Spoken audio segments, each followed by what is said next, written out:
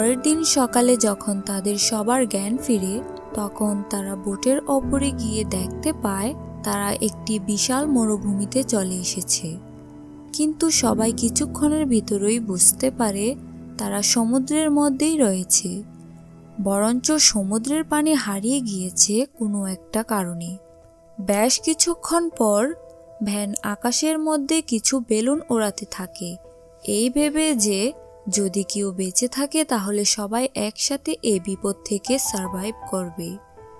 অন্যদিকে টম আর জুলিয়া মিলে রেডিও চালু করে, যেন তাদের আশেপাশে কেউ থাকলে তারা সেখান থেকে সাহায্য চাইতে পারে।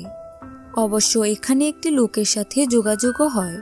উক্ত লোকটির কাছে একটি সাবমেরিন রয়েছে, যেখানে আরও দুজনকে সাবমেরিনে নেওয়া যাবে। টম ও জুলিয়া সে লোকটিকে অনুরোধ করে সে যেন তাদের দুটি বাচ্চাকে বাঁচিয়ে নেয়। সে লোকটি রাজি হয়ে সাবমেরিনটি কোথায় রয়েছে তার বর্ণনা দিলে টম একটি ম্যাপ তৈরি করে নেয় এবং টম হিসাব করে দেখে তাদের সাবমেরিনটির কাছে পৌঁছাতে মোট 3 দিন লাগবে। সাবমেরিনে যেহেতু 3 জন জায়গা নিবে, তাই জুলিয়া ও টম নিজেদের মৃত্যুকে বেছে নেয়, কারণ যে কোনো মুহূর্তের মধ্যে সমুদ্রের পানি সমুদ্রে ফিরে আসতে পারে।